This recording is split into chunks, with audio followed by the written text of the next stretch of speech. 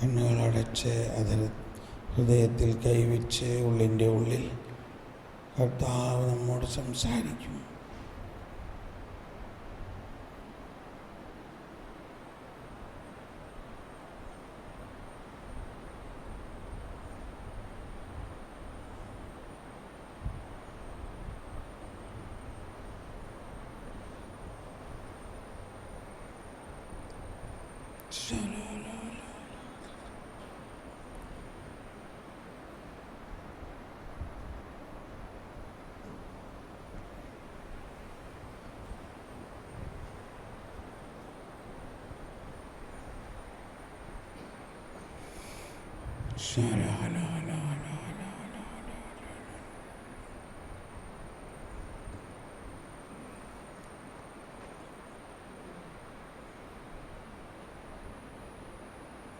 Thank you, Jesus.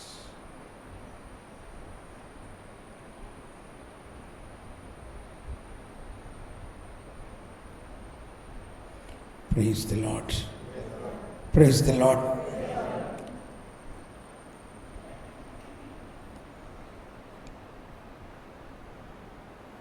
നമ്മൾ ഇന്ന് ചിന്തിച്ചുകൊണ്ടിരുന്നത് പുതിയ സൃഷ്ടി ആകുക എന്നതാണ് സർവപ്രധാനം, ഇല്ലേ? ഇത് നമ്മൾ പൗലോസ്ലീഹയുടെ ലേഖനത്തിൽ എവിടെയാണത്? ഗലാത്യ ലേഖനം 6-ാം അധ്യായത്തിൽ അല്ലേ? 6:15 2 കൊറിന്ത്യോസ് 5-ാം അധ്യായം 17 പറയുന്നുണ്ട്, യേശുക്രിസ്തുവിൽ ആയിരിക്കുന്നവൻ ഒരു പുതിയ സൃഷ്ടിയാണ്, പഴയതെല്ലാം കടന്നുപോയി എന്ന് പറഞ്ഞ എല്ലാവരും യേശുക്രിസ്തുവിൽ ആയിരിക്കുന്നവൻ പുതിയ സൃഷ്ടിയാണ്, പഴയതെല്ലാം കടന്നുപോയി. ഇപ്പം നമ്മുടെ ജീവിതത്തിലുണ്ടാകേണ്ട നവീകരണ അനുഭവത്തിലുണ്ടാകേണ്ട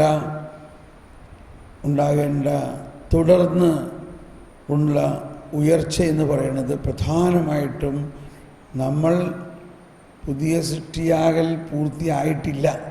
അപ്പോൾ അതിൻ്റെ യോഹന്നാൻ്റെ സുവിശേഷം അനുസരിച്ച് ഞാൻ പെട്ടെന്ന് അതിനെ ഒന്ന് ഓടിച്ച് പറയാം.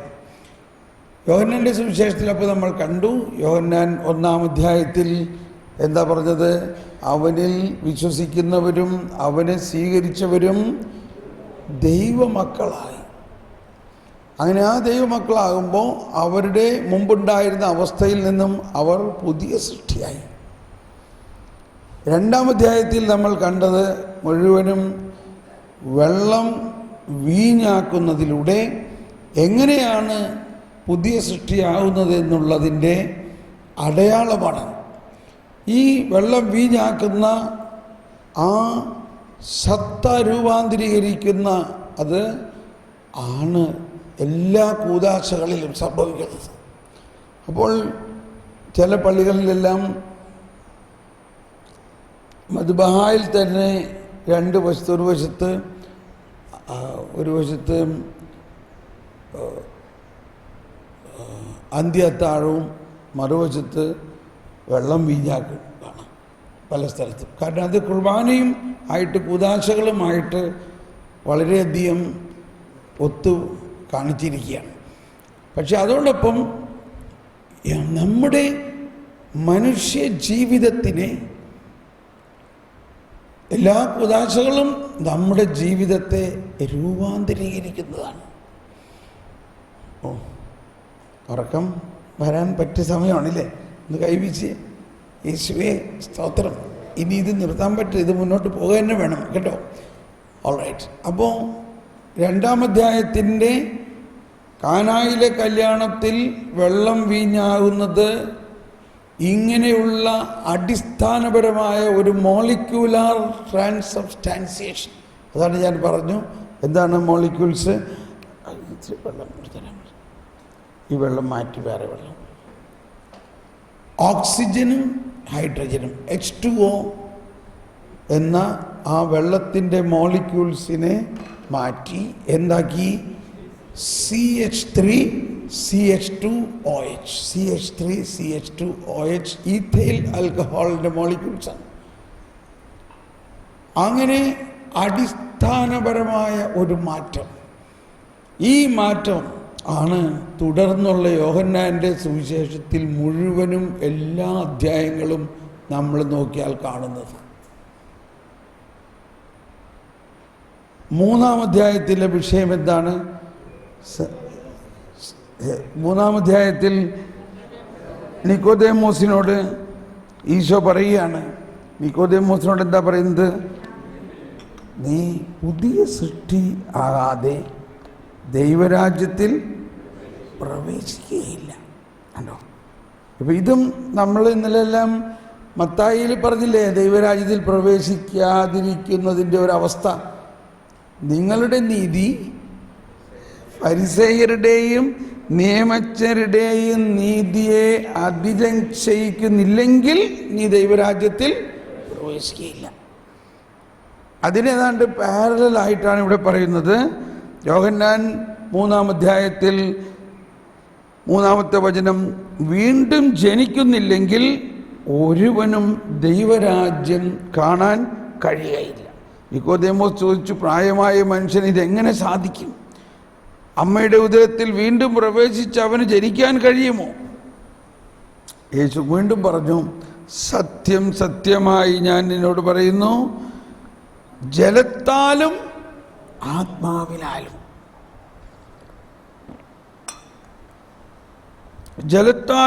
ആത്മാവിനാലും ജനിക്കുന്നില്ലെങ്കിൽ ഒരുവനും ദൈവരാജ്യത്തിൽ പ്രവേശിക്കുക സാധ്യമല്ല. മാംസത്തിൽ നിന്ന് ജനിക്കുന്നത് മാംസം, അതായത് നമ്മളിലുള്ള ആ ജഡപ്രകാരമുള്ള അവസ്ഥ നിലനിൽക്കുന്നു. നമ്മിലുള്ള ജഡിക വാസനകളും ജഡിക ചിന്തകളും എല്ലാം മാറ്റുന്നത് നമ്മളല്ല. ഇവിടെയാണ് നമുക്കുണ്ടാകേണ്ട ഏറ്റവും വലിയ വ്യത്യാസം. കാരണം നമ്മൾ പഠിച്ചതും പഠിപ്പിക്കുന്നതും എല്ലാം നിൻ്റെ സ്വഭാവം നീ തന്നെ മാറ്റണം എന്നുള്ളതാണ്. ഇല്ലേ? ഇങ്ങനെയാണോ അല്ലയോ? എന്നാൽ നമ്മുടെ സ്വഭാവം നമുക്ക് മാറ്റാൻ പറ്റില്ല. പക്ഷെ നമുക്കൊരു ഉത്തരവാദിത്വമുണ്ട്, അതാണ് റെസ്പോൺസിബിലിറ്റി. ഈ ദൈവത്തിൻ്റെ കൃപയുമായിട്ട് നമ്മൾ സഹകരിക്കണം. That is our responsibility. പക്ഷേ ആരാണ് മുൻകൈ എടുക്കുന്നത്? ദൈവത്തിൻ്റെ മുൻകൈ എടുക്കലാണ്. അപ്പോൾ ഇവിടെ നിങ്ങൾ വീണ്ടും ജനിക്കണമെന്ന് ഞാൻ പറഞ്ഞതുകൊണ്ട് നീ വിസ്മയിക്കേണ്ട. മനസ്സിലായോ? അപ്പോൾ ഇതിന് ഉത്തരം കിട്ടില്ല എന്നുള്ളത് നിക്കോദേമോസിന് അത് മനസ്സിലാവുന്നില്ല. എന്തുകൊണ്ട് നിക്കോദേമോസിന് മനസ്സിലാവുന്നില്ല? എന്തുകൊണ്ട് നിക്കോദേമോസിന് മനസ്സിലാവുന്നില്ല?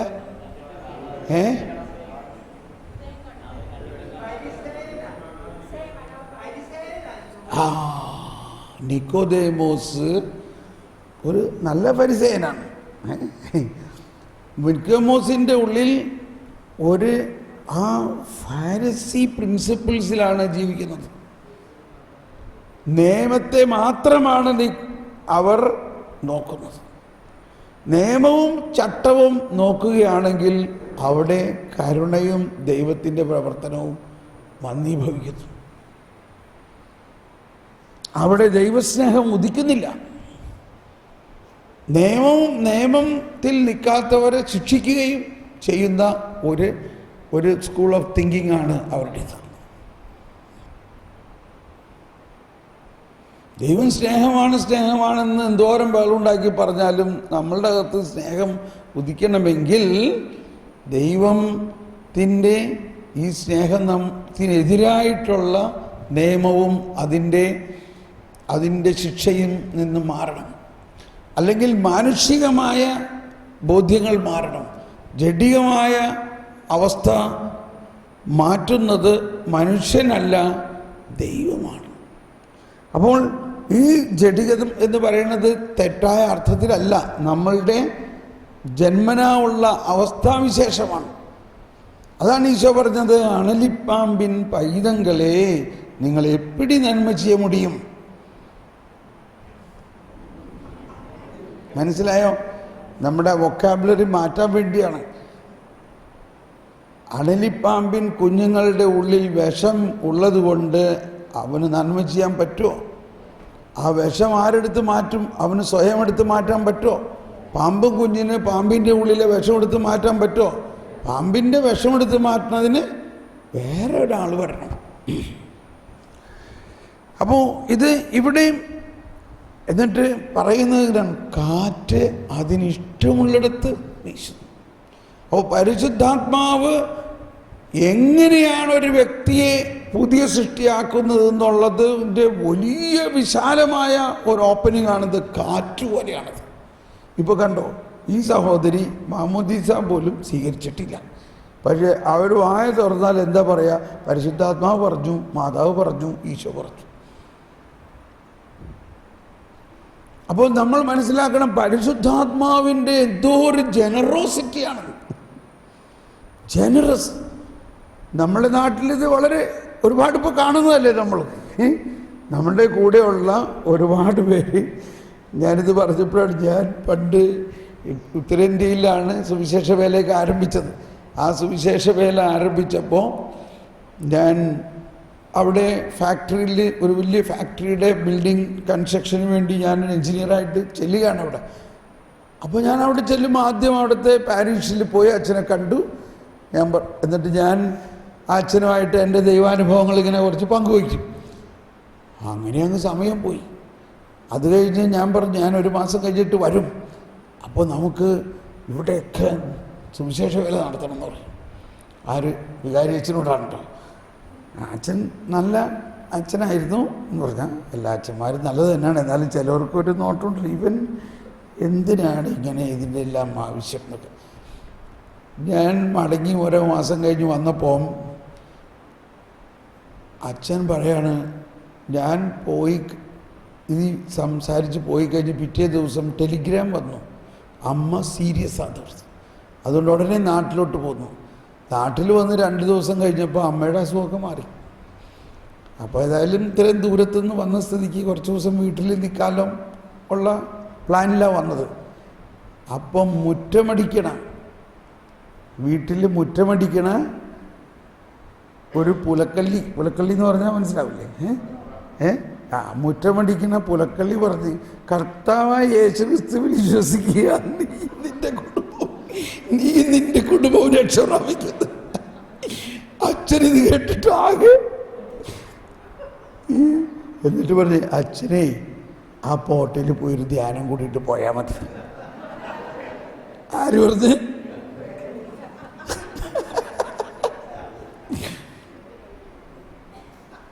അച്ഛനെ അവരുടെ ആ സ്വാതന്ത്ര്യം കൊണ്ട് പറഞ്ഞതാണ്. എന്നാലും അച്ഛന് തോന്നുകയാണ്, കാലം പോയ പോക്ക് കണ്ട. നമ്മുടെ വീട്ടിൽ മുറ്റമടിക്കുന്ന പൊലക്കല്ലി അച്ഛനോട് പറയാണ്, അച്ഛൻ പോട്ടയിൽ പോയി ഒന്ന് ധ്യാനം കൂടിയിട്ട് പോയാൽ മതി.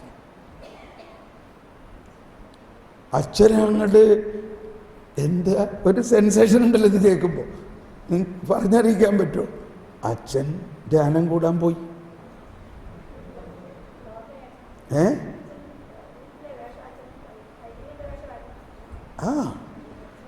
എന്താ പള്ളിയുടെ വേഷത്തിനുള്ള കുഴപ്പം? അപ്പം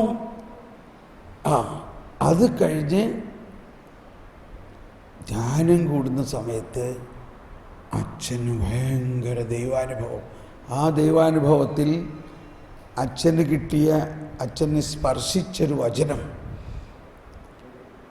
വിശുദ്ധ ലിഖിതങ്ങളും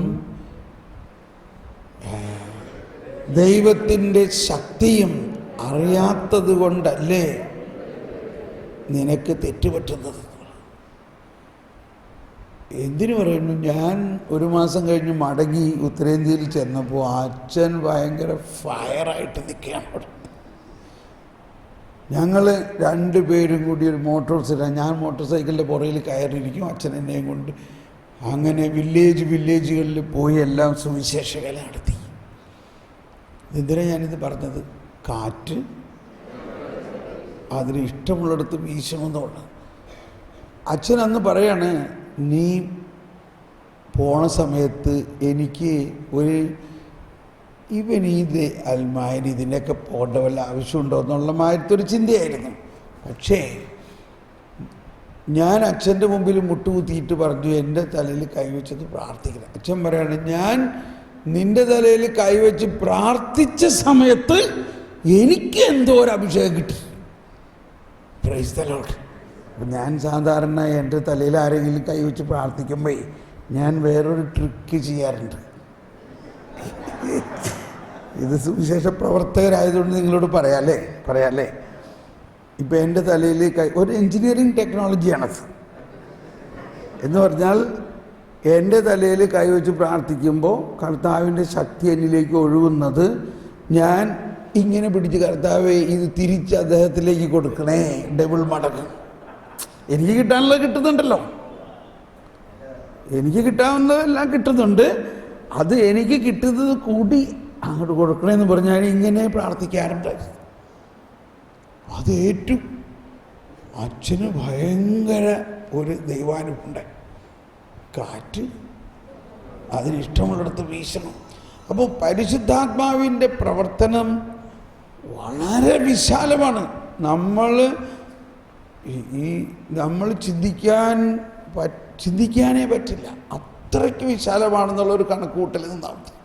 അപ്പോൾ ആ പരിശുദ്ധാത്മാവിൻ്റെ പ്രവർത്തനത്തിൽ നമ്മളുടെ ഈ വരദാനങ്ങളുടെ പ്രവർത്തനങ്ങൾ ഒരു വശത്താണെങ്കിൽ, മറുവശത്ത് ഒരു വ്യക്തിയെ ടോട്ടൽ ചേഞ്ച് ആക്കുക എന്നുള്ളതാണ് അതിൻ്റെ മറ്റൊരു പ്രവർത്തനം. ഒരു വ്യക്തിയെ ടോട്ടൽ ചേഞ്ച് ആക്കുക, ഒരു വ്യക്തിയെ പൂർണ്ണമായി രൂപാന്തരപ്പെടുത്തുക. അപ്പോൾ അത് നമുക്ക് അടുത്ത അധ്യായങ്ങളിൽ കാണാം. എനിവേ, ഇവിടെ ഇവരുടെ സംസാരം പിന്നീട് മുന്നോട്ട് പോയി കഴിഞ്ഞപ്പോഴാണ് അവിടെയുള്ള പരാമർശമുണ്ടായി. ഇതെങ്ങനെ സംഭവിക്കും എന്നുള്ളതിനൊരു സൂചന ഈശോ കൊടുക്കുന്നുണ്ട്. എന്നിട്ട് പറയാണ് 14-ാമത്തെ വചനത്തിൽ, മോശ മരുഭൂമിയിൽ സർപ്പത്തെ ഉയർത്തിയതുപോലെ തന്നിൽ വിശ്വസിക്കുന്നവന് നിത്യജീവൻ ഉണ്ടാകേണ്ടതിന് മനുഷ്യപുത്രനും ഉയർത്തപ്പെടേണ്ടി ഇരിക്കുന്നു. എന്താണ് ആ പറയുന്നത്? മനുഷ്യപുത്രൻ അപ്പോൾ കണ്ടോ, പഴയ നിയമത്തിൽ മോശ മരുഭൂമിയിൽ സർപ്പത്തെ ഉയർത്തിയപ്പോൾ ആ പിത്തള സർപ്പത്തെ നോക്കിയവരെല്ലാവരും രൂപാന്തരപ്പെട്ടു. ഇപ്പൊ നമ്മുടെ ഇവിടുത്തെ ഭാഷയിൽ പറയുകയാണെങ്കിൽ അവരെല്ലാം പുതിയ സൃഷ്ടിയായി. അതുപോലെ മനുഷ്യപുത്രൻ ഉയർത്തപ്പെടുന്നു എന്ന് പറഞ്ഞാൽ മനുഷ്യപുത്രൻ കുരിശിൽ കയറപ്പെടണം. മനുഷ്യപുത്രൻ മനുഷ്യരെ രൂപാന്തരീകരിക്കുന്നതിനുള്ള ബലി അർപ്പിക്കപ്പെടും. അതിനുശേഷം മരിച്ചു കഴിഞ്ഞിട്ടുണ്ടെങ്കിൽ അവൻ ഉയർത്തെഴുന്നേൽക്കും. ആ ഉയർപ്പിൻ്റെ ആത്മാവാണ് അവനെ മനുഷ്യവംശത്തെ മുഴുവനും വീണ്ടും പുനർസൃഷ്ടിയാക്കുന്നത്, പുനർജീവിപ്പിക്കുന്നത്. അങ്ങനെ അവരുടെ സംസാരം നമുക്കിവിടെ അവസാനിപ്പിക്കാൻ തോന്നണം അല്ലേ? തൽക്കാലം അത്രയും മതി. അത് കഴിഞ്ഞ് 4-ാം അധ്യായം നോക്കും. ഇത് ബൈബിൾ വെച്ചാൽ ഞാൻ കൂടുതൽ വിശദമായി പോകും, ബൈബിൾ വെക്കാണ്ട് നോക്കാം. 4-ാം അധ്യായത്തിൽ എന്താ സംഭവിച്ചിരിക്കണേ? ശ്രദ്ധിക്കണം. ഈ 3-ാം അധ്യായവും 4-ാം അധ്യായവും തമ്മിലുള്ള ഡിഫറൻസ് നോക്കിയേ. 3-ാം അധ്യായത്തിൽ രാത്രിയിൽ പണ്ഡിതനായ നിയമപണ്ഡിതനും നിയമം പാലിക്കുന്നവനുമായ നിക്കോദേമോസ് യേശുവിനെ കാണാൻ അങ്ങോട്ട് പോകുന്നു. യേശു പറഞ്ഞ കാര്യങ്ങൾ എന്നിട്ട് മനസ്സിലായില്ല. പോയ മാതിരി തന്നെ തിരിച്ച് മടങ്ങി പോവുകയും ചെയ്യണം. അദ്ദേഹത്തിൽ വേറെ വ്യത്യാസമൊന്നും അന്നുണ്ടായില്ല. എന്നാൽ ഇതിൽ നിന്നും നേരെ വിപരീതമായിട്ട് 4-ാം അധ്യായത്തിൽ രാത്രിയല്ല, നട്ടുച്ചയ്ക്ക് യേശു ഇങ്ങോട്ട് വരുന്നു ഒരാളെ കാണാൻ. യേശു കാണാൻ വരുന്നു. കാണാൻ വന്ന ആളോ നിയമം പണ്ഡിതനോ നിയമം പാലിക്കുന്നവോ ആളും അല്ല, യഹൂദനും അല്ല. ഇല്ലേ? യഹൂദനുമല്ല, നിയമവും പാലിക്കുന്നില്ല. ഒരു യഹൂദനുമായിട്ടൊരു വെള്ളം പോലും കൊടുക്കാൻ താല്പര്യവുമില്ല. അത്രയ്ക്ക് വലിയ പരസ്നേഹത്തിൻ്റെ എന്ന് പറഞ്ഞാൽ, ഒരു പരസ്നേഹം എന്ന് പറഞ്ഞു കഴിഞ്ഞാൽ ഒരാൾ നട്ടുച്ചയ്ക്ക് വരുമ്പോൾ ഒരു ഗ്ലാസ് വെള്ളം കൊടുക്കുക എന്ന് പറഞ്ഞത് ഒരു സാധാരണ അതുപോലും ചെയ്യണ കാര്യത്തിൽ ഇവൾക്ക് നിയമം പാലിക്കണില്ല. അങ്ങനെയുള്ള അവളോട് ഈശോ തൻ്റെ വചനവും ഈശോയുടെ കരുണയും പകർന്നപ്പോൾ അവൾ പുതിയ സൃഷ്ടിയായോ? പുതിയ സൃഷ്ടിയായോ? അതാണ് പുതിയ സൃഷ്ടിയാവുക. അപ്പോൾ ജലത്താലും ആത്മാവിനാലും, നമ്മൾ നേരത്തെ പറഞ്ഞു, ദൈവവചനം മനുഷ്യനായി അവതരിച്ചതിലൂടെ ദൈവപുത്രൻ മനുഷ്യപുത്രനായി. ആ ദൈവവചനവും ദൈവാത്മാവും മനുഷ്യപുത്രനിൽ അവതരിക്കുമ്പോൾ മനുഷ്യപുത്രൻ ദൈവപുത്രനാകുന്നു. ഇതാണ് പുതിയ സൃഷ്ടിയാവുന്നതിൻ്റെ സാരാംശം. അത് യേശുവിൻ്റെ പുനരുദ്ധാനത്തിന് മുമ്പ് തന്നെ, യേശുവിൻ്റെ പരസ്യ ജീവിതത്തിൽ തന്നെ ഇതാ ഒരു ഉദാഹരണം കാണുന്നു. അപ്പോൾ 4-ാം അധ്യായത്തിൽ സമരിയാക്കാരി എന്ന ഒരു വിധത്തിൽ പാപിനിയായ ഒരു സ്ത്രീ, നിയമമൊന്നും പരിപാലിക്കാത്തൊരു സ്ത്രീ, യേശുവിനെ അറിയാത്ത ഒരു സ്ത്രീ, യേശുവിന് അനുഭവം ഉണ്ടാവുകയും ഇതിൻ്റെ എല്ലാം ത്രെഡ് വെള്ളം വീഞ്ഞാക്കുന്നുള്ളതാണ്. ഇപ്പം നിക്കോദേമോസിനോട് ഈശോ പറഞ്ഞത് എന്താ? വെള്ളം വീഞ്ഞായ കാര്യമല്ലേ അയാൾ പറഞ്ഞു വന്നത്. ദൈവം കൂടെ ഇല്ലെങ്കിൽ നീ ചെയ്ത അടയാളങ്ങളൊന്നും ആർക്കും ചെയ്യാൻ സാധിക്കില്ല. പക്ഷെ ഈ അടയാളം അർത്ഥം വീണ്ടും ജനിക്കുക എന്നതാണ്, നീ പുതിയ സൃഷ്ടിയാവുക എന്നതാണ്. ഒന്നും കേറണില്ലോ, ഒന്ന് സ്തുതിച്ചേ. യേശുവേ സ്തോത്രം. എല്ലാവരും ഒന്ന് hallelujah, praise you Jesus, thank you Lord. Okay, അപ്പം 4-ാം അധ്യായത്തിൽ സമരിയാക്കാരി ഈ നിയമമൊന്നും അറിയാത്തത് കൊണ്ടും അവൾ ആ പഴയ നിയമത്തിലല്ല അവളുടെ ജീവിതം. അവളൊരു പാപിനിയാണ്. പാപിനിയെ അന്വേഷിച്ച് ചെല്ലുന്ന ഈശോ ഇതാ അവളിലേക്ക് യേശുവിൻ്റെ വചനവും യേശുവിൻ്റെ സാന്നിധ്യവും കടന്നു വന്നപ്പോൾ അവൾ വെള്ളം വീഞ്ഞായ പോലെ അവളിൽ രൂപാന്തരീകരണപ്പെട്ടു. ഇല്ലേ? വെള്ളം വീഞ്ഞായോ? വെള്ളം വീഞ്ഞായോ? വെള്ളം വീഞ്ഞായി. ആ 5-ാം അധ്യായത്തിൽ 38 വർഷമായിട്ട് കുളത്തിൻകരയിൽ കിടക്കുന്ന, ബത്സദ കുളത്തിൻകരയിൽ കിടക്കുന്ന ഒരാൾ, നിയമം അനുസരിച്ച് ഇയാളെ വെള്ളത്തിലിറക്കാൻ 10 കൽപ്പനകളിൽ എവിടെയെങ്കിലും ഒരു നിയമമുണ്ടോ?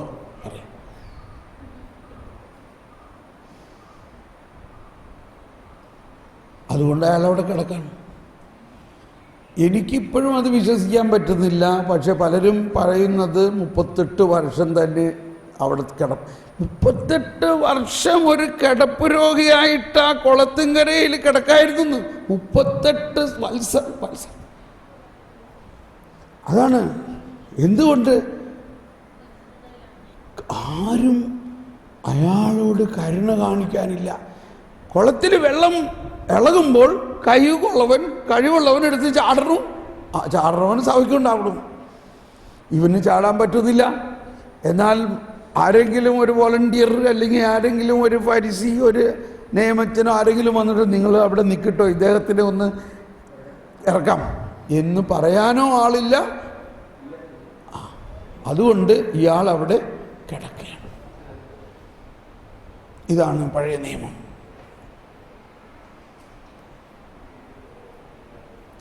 അയാളുടെ അടുത്തേക്ക് അന്നൊരു സാബത്ത് ദിവസവും കൂടിയായിരുന്നു കേട്ടോ.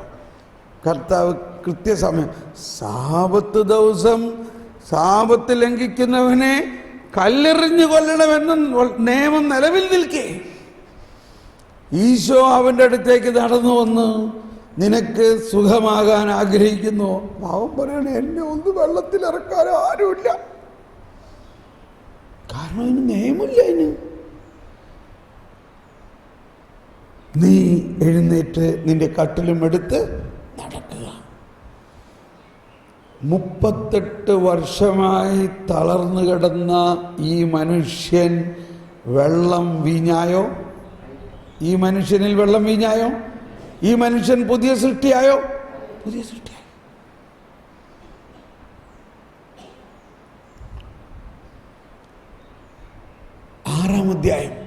ആറാം അധ്യായം മുഴുവനും പറയുന്നത് എന്താണ് ഇതിൻ്റെ തിയോളജി എന്നുള്ളതാണ്. അതാണ് ജീവൻ്റെ അപ്പം. അപ്പോൾ ഈ പുതിയ സൃഷ്ടിയാവുക, വെള്ളം വീഞ്ഞാകുന്ന അനുഭവം ഉണ്ടാകുക എന്നത് അത് തരാനാണ് ഞാൻ വന്നിരിക്കുന്നത്. അത് ആർക്ക് കിട്ടും? എൻ്റെ ശരീരം ഭക്ഷിക്കും, എൻ്റെ രക്തം പാനം ചെയ്യും, മാനവനെന്നിൽ നിവസിക്കും, അവനിൽ ഞാനും നിശ്ചയം. അപ്പം അവനെന്താവും? അവൻ പുതിയ സൃഷ്ടിയാകുമോ? അവൻ പുതിയ സൃഷ്ടിയാകും. ഇവിടെ ആരാക്കുന്നത്? ഈ വെള്ളം വീഞ്ഞാകുന്ന പോലെ ദൈവത്തിൻ്റെ ഇനിഷ്യേഷനിലൂടെ വരുന്ന ആ രൂപാന്തരീകരണത്തിലൂടെ ആണാകുന്നത്. അതിന് വേണ്ടത് എന്താണ്? ദൈവഹിതമനുസരിച്ചുള്ള പ്രവൃത്തി ചെയ്യാൻ ഞങ്ങൾ എന്ത് ചെയ്യണം? നിങ്ങൾ അവിടുന്ന് അയച്ചവനിൽ വിശ്വസിക്കുക. അവിടുന്ന് അയച്ചവനിൽ വിശ്വസിച്ചാൽ നിങ്ങളും വെള്ളം വീഞ്ഞാകുന്ന പോലെ പുതിയ സൃഷ്ടിയാണ്.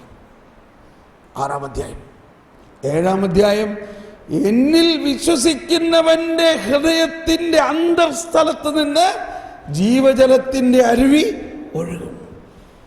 അപ്പോൾ വിശ്വസിക്കുന്നവനിൽ ഉണ്ടാകുന്ന റാഡിക്കൽ ചേഞ്ച് എന്ന് പറയുന്നത് അവൻ്റെ ഉള്ളിൽ ഉറവ, അവനൊരു ഉറവയായിട്ട് മാറും. അതാണ് പരിശുദ്ധാത്മാവ്. അപ്പോൾ ജീവൻ്റെ ഇവിടെ കുദാശകളിലൂടെ, ജീവൻ്റെ അപ്പത്തിലൂടെ, ഇവിടെ ജീവൻ്റെ ജലത്തിലൂടെ. 8-ാം അധ്യായത്തിൽ ഇതിൻ്റെ ഒരു ക്ലൈമാക്സ് എന്ന പോലെ ഒരു പാപിനിയായ സ്ത്രീയെ കല്ലെറിയാൻ വന്നിരിക്കുന്നു. യേശു മധ്യത്തിലുണ്ട്. കണ്ടോ? ട്രയാങ്കിൾ സിറ്റുവേഷൻ ഇല്ലേ? ട്രയാങ്കിൾ മനസ്സിലായില്ലേ? യേശു ഉണ്ട് അവിടെ, പാപികളുണ്ട്, ഫരിസേയരുണ്ട്. ഇവിടെ യേശുവിൻ്റെ വചനവും കരുണയും ഒഴുകിയപ്പോൾ ഫരിസേയൻ വരെ വെള്ളം വീഞ്ഞാകുന്ന പോലെ മാറിയോ? ഇപ്പോൾ ഫരിസേയനിലെ വെള്ളം വീഞ്ഞായോ? അതുപോലെ തന്നെ പാപിനിയായ സ്ത്രീയും രൂപാന്തരപ്പെട്ടുവോ? അതും പുതിയ സൃഷ്ടിയായി. ഇവർ രണ്ടുപേരും പുതിയ സൃഷ്ടിയായി. 9-ാം അധ്യായത്തിൽ ഒരു അന്ധനായ മനുഷ്യനെ കാഴ്ച കൊടുക്കുന്നു. ഉടനെ ആളുകൾ ചോദിച്ചു, ഇവരെന്തുകൊണ്ടാണ് അന്ധനായത്? ഇപ്പൊ നമ്മുടെ നാട്ടിൽ പ്രസക്തമായൊരു ചോദ്യമാണ്, ഇവന്റെ പാപമാണോ ഇവന്റെ പൂർവികരുടെ പാപമാണോ? അപ്പോൾ കർത്താവ് പറഞ്ഞു, ഇത് അവൻ്റെയോ അവൻ്റെ പൂർവികരുടെയോ പാപമല്ല, ഇത് ദൈവത്തിൻ്റെ മഹത്വത്തിന്. എന്നിട്ട് കർത്താവിനെ അവൻ്റെ കണ്ണ് സൗഖ്യപ്പെടുത്താൻ, സൗഖ്യമാകട്ടെ എന്ന് പറഞ്ഞാൽ സൗഖ്യമാവൂലേ?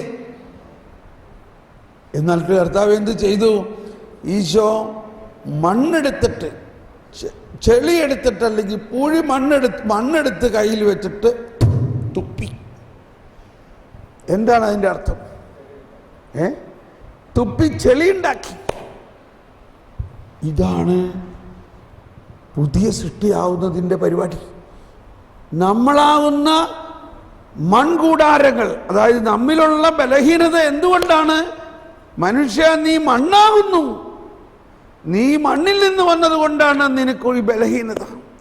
ആ ബലഹീന പ്രകൃതിയിലേക്ക് ദൈവത്തിൻ്റെ അധരത്തിൽ നിന്ന് വരുന്ന കൃപ അതിൽ ചേർന്നപ്പോൾ വെള്ളം വീഞ്ഞാകുന്ന പോലെ ആ മനുഷ്യൻ പുതിയ സൃഷ്ടിയായി. അവൻ്റെ അന്ധത മാറി. ഇനി 10-ാം അധ്യായത്തിൽ ഇതിൻ്റെ വലിയ രഹസ്യങ്ങൾ, തിയോളജിക്കലായിട്ടുള്ള കാര്യമാണ് പറയുന്നത്. ഞാനാണ് ഇടയൻ, ഞാനാണ് വാതിൽ. അവിടെ പറയുകയാണ് 10-ാം അധ്യായം 27-28 വചനത്തിൽ പറയുന്നത്, എൻ്റെ ആടുകളെ, എല്ലാവരും ഏറ്റു പറഞ്ഞുകൊണ്ട് കരമുയർത്തി, എൻ്റെ ആടുകളെ ആരും എൻ്റെ അടുക്കൽ നിന്ന് പിടിച്ചെടുക്കുകയില്ല, ഞാൻ അവയ്ക്ക് നിത്യജീവൻ നൽകുന്നു. Price the Lord. എൻ്റെ ആടുകൾക്ക് ഞാൻ നിത്യജീവൻ നൽകുന്നു, ആരും എൻ്റെ അടുക്കൽ നിന്ന് അതിനെ പിടിച്ചെടുക്കുക. Price the Lord. ഇപ്പൊ നമുക്ക് ഒരു വലിയ സംശയം ചോദ്യം, അപ്പോൾ ആരും നരകത്തിൽ പോയില്ലെന്നാണോ? ഈ ചോദ്യം കുറേ ദിവസമായിട്ടുള്ളതാണ് ഇല്ലേ? അപ്പോൾ ബ്രദർ എന്താ ഈ പറയണത്? ഈ കള്ളനും പെടുപിടിയനും കള്ളു കുടിച്ച് നടക്കണവനും ഒക്കെ നമ്മുടെ കൂടെ സ്വർഗത്തിൽ വരുമെന്നാണ് പറയണേ. എന്ത് വേണം? അവർ വരണോ? ആ, സാവധാനം നമ്മൾ മാറി വരികയാണ്. ഓ, കർത്താവിന് ഭയങ്കര സന്തോഷമാണ് ഇത് കേൾക്കുമ്പോൾ. എൻ്റെ ആടുകൾ എൻ്റെ സ്വരം കേൾക്കും, അവയ്ക്ക് ഞാൻ നിത്യജീവൻ നൽകും.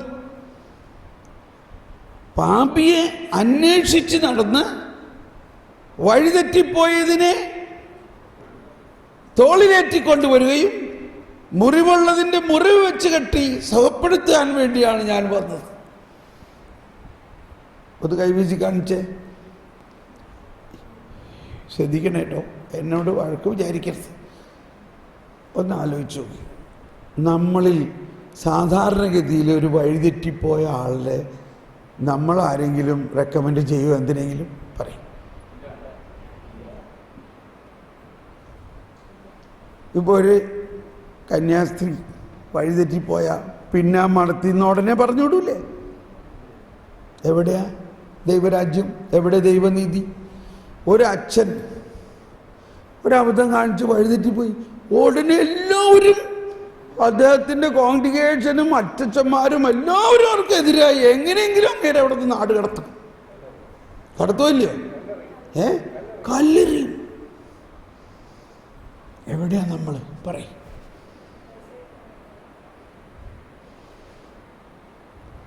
ഇത് വളരെ സീരിയസ് കാര്യമല്ലേ? നമ്മളൊന്ന് ചിന്തിച്ച് നോക്കൂ. നമ്മുടെ സാക്ഷര കേരളം ഒരു വശത്ത്, മറുവശത്ത് തോമാസ് ലീഹായുടെ പാരമ്പര്യമുള്ള സഭ. നമ്മളുടെ സമൂഹത്തിൽ ഇത്രയും നാൾ നന്മ ചെയ്ത ഒരു വൈദികനോ ഒരു സിസ്റ്ററോ ഒരു അൽമായനോ ഒരു പിഴവ് കാണിച്ചാൽ അതോടെ ഈ സമൂഹം മുഴുവനും അവനെതിരായി. അവനെ ഉടനെ എങ്ങനെയെങ്കിലും പുറത്താക്കി അവിടെ നിന്ന് ഓടിച്ചിട്ടേ കാര്യമുള്ളൂ.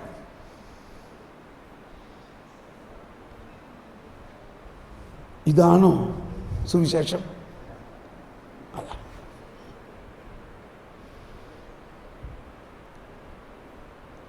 എന്നാൽ ഈശോ പറയാണ്, ഞാൻ വന്നിരിക്കുന്നത് വഴിതെറ്റിപ്പോയതിനെ തോളിലേറ്റി എടുത്തു കൊണ്ടുവരാനാണ്. അതാണ് ഈ വർഷത്തെ മുഴുവൻ ആശയമൊക്കെ അവിടെ പറയുന്നുണ്ട്. പക്ഷെ ഇവിടെ യാതൊരു വ്യത്യാസവും ഇല്ല. വഴിതെറ്റിപ്പോയതിനെയും മുറിവുള്ളതിനെയും എടുത്ത് സ്വീകരിച്ച് സ്നേഹിച്ച് അവരെ തിരുത്തി അവരെ സഹായിച്ച് അവരെ രൂപാന്തരപ്പെട്ടു. എന്തുകൊണ്ടാണ് അവർ പോകുന്നതിൻ്റെ കാരണം അവരിൽ ഈ പറഞ്ഞ വെള്ളം വീഞ്ഞാവുന്ന അവസ്ഥ ആ രൂപാന്തരീകരണം ഉണ്ടായിട്ടില്ല. അതുകൊണ്ടാണ്. അപ്പോൾ 10-ാം അധ്യായത്തിൽ മുഴുവനും പറയുന്നത് കർത്താവിൻ്റെ ഗ്യാരണ്ടിയാണ്. എൻ്റെ ആടുകളെ ആരും എൻ്റെ കയ്യിൽ നിന്ന് പിടിച്ചെടുക്കയില്ല. Praise the lord. 11-ാം അധ്യായത്തിൽ വെള്ളം വീഞ്ഞാകുന്നതിൻ്റെ ക്ലൈമാക്സ് ഇതാ. എങ്ങനെയാണ് ഈ രൂപാന്തരീകരണം പൂർണ്ണമാകുന്നത്? ഒരു പുതുജീവൻ നൽകുന്നതിലാണ്. പാപമോചനത്തിലൂടെ മാത്രമല്ല, പാപമോചനത്തിനായി ഈശോ പരിഹാര ബലിയർപ്പിച്ചതിലൂടെ മാത്രമല്ല, തൻ്റെ മരണത്താൽ അവൻ നമ്മുടെ മരണത്തെ കീഴടക്കി. എന്നാൽ തൻ്റെ ഉയർപ്പിനാൽ അവൻ നമുക്ക് പുതുജീവൻ നൽകി. അവിടെയാണ് അതിൻ്റെ പൂർണ്ണത വരുന്നത്. അതെങ്ങനെ ഒന്ന് കാണിച്ചു കൊടുക്കണം ഒരു ഉദാഹരണമായിട്ട്. വാസ്തവത്തിൽ ഉയർപ്പിൻ്റെ ശക്തി കാണിച്ചു കൊടുക്കണമെന്നുണ്ടെങ്കിൽ എന്ത് വേണം? ഒരാൾ മരിക്കണം. അപ്പം ഇതൊക്കെ അടയാളമാണ്, ഡെമോൺസ്ട്രേഷനാണ് ഇതെല്ലാം. ഞാൻ വന്നിരിക്കുന്നത് പുതുജീവൻ നൽകാൻ വേണ്ടിയാണ്. അതെൻ്റെ ഉയർപ്പിലൂടെയാണ്. ആ ഉയർപ്പിൻ്റെ ശക്തി ഒരുവനിൽ നിറഞ്ഞാൽ അവൻ പുതിയ സൃഷ്ടിയായി അവൻ വെള്ളം വീഞ്ഞായി. അപ്പം ഇത് കാണിച്ചു കൊടുക്കാൻ ഒരു ഒരു ഒരു ഡെമോൺസ്ട്രേഷൻ നടത്താൻ ആരെ എടുക്കണം? അതിന് നമ്മുടെ ഉറ്റ സുഹൃത്തിനെ തന്നെ തിരഞ്ഞെടുക്കാം, ഇല്ലേ? Price the Lord. അങ്ങനെയാണ് ലാസറിനെ അതിനു വേണ്ടി തിരഞ്ഞെടുക്കുന്നത്. അപ്പോൾ കർത്താവിൻ്റെ സുഹൃത്തായാൽ ഇങ്ങനെ ചില ഗുണങ്ങളൊക്കെ ഉണ്ട്. മനസ്സിലാവുന്നുണ്ടോ? കർത്താവിനെ ആയിട്ടുള്ള സൗഹൃദം ഉണ്ടായാൽ ഇങ്ങനെയുള്ള ഗിന്നിപ്പിക്കുകളാക്കാൻ വേണ്ടി നമ്മളെ കർത്താവ് ഉപയോഗിക്കും. അങ്ങനെ പെട്ടെന്ന് ലാസർ പനി പിടിച്ച് ആള് കിടപ്പായി, ഓടിച്ചാടി നടന്നിരുന്ന മിടുക്കൻ. ഉടനെ പെങ്ങന്മാർക്ക് ഭയങ്കര കോൺഫിഡൻസ് ആണ്. ഉടനെ നമ്മുടെ യേശു ലോകം മുഴുവൻ ആൾക്കാരെ സുഖപ്പെടുത്തും, പിന്നെ നമ്മുടെ ലാസറിനെ സുഖപ്പെടുത്താതിരിക്കുമോ? ഒരാളയച്ചു. നീ ചുമ്മാ പറഞ്ഞാൽ മതി, ഒരു വാക്ക് ചെന്ന് പറഞ്ഞാൽ മതി, നീ സ്നേഹിക്കുന്നവൻ രോഗിയായിരുന്നു. കണ്ടോ, അത്രയ്ക്ക് കോൺഫിഡൻസ്. പക്ഷേ അവര് തളർന്നുപോയി. യേശു വന്നില്ല. എന്തുകൊണ്ട് യേശു വന്നില്ല? ഇത് യേശുവിൻ്റെ പ്ലാനായിരുന്നു, അവനെ രോഗിയാക്കാനും അവനെ മരിപ്പിക്കാനും. യേശുവിന് സമയമായിട്ടില്ല വരാൻ. ആ കുടുംബത്തിൻ്റെ അവസ്ഥ ഒന്ന് ആലോചിച്ചു. ഭയങ്കര വേദന. എനിക്ക് ചിന്തിക്കാൻ വരുന്നത്, ഈ അയൽവക്കക്കാരൊക്കെ ഇവരുടെ യേശുവുമായിട്ടുള്ള ഫ്രണ്ട്ഷിപ്പിൽ അത്ര നല്ല അഭിപ്രായമൊന്നുമല്ല. അവർ പറഞ്ഞു, ഇപ്പം എവിടെ പോയി നിങ്ങളുടെ യേശു എന്ന് പറഞ്ഞിട്ട് നമ്മളോട് പറയില്ലേ, ഇപ്പം എന്തായി നീ എല്ലാ ധ്യാനത്തിനും പോകണം, നിൻ്റെ വീട്ടിലാണല്ലോ ഈ പ്രശ്നമൊക്കെ ഉണ്ടായതെന്ന് പറയാറില്ലേ എന്ന് പറഞ്ഞ മാതിരിയായി അവരുടെ നാട്ടുകാരൊക്കെ ഇവർക്കെതിരെ. ഇവർക്കാണെങ്കിൽ ഇത്രയും ഞങ്ങൾ പ്രതീക്ഷിച്ചില്ല, ഇത്രയും സ്നേഹിക്കുന്ന ഈശോ ഇങ്ങനെ ചെയ്യുമെന്ന് വിചാരിച്ചില്ല. അങ്ങനെ ശവടപ്പ് കഴിഞ്ഞു, ശവസംസ്കാരം കഴിഞ്ഞു. 3 ദിവസം കഴിഞ്ഞു. 4-ാം ദിവസം ഈശോ വരിക.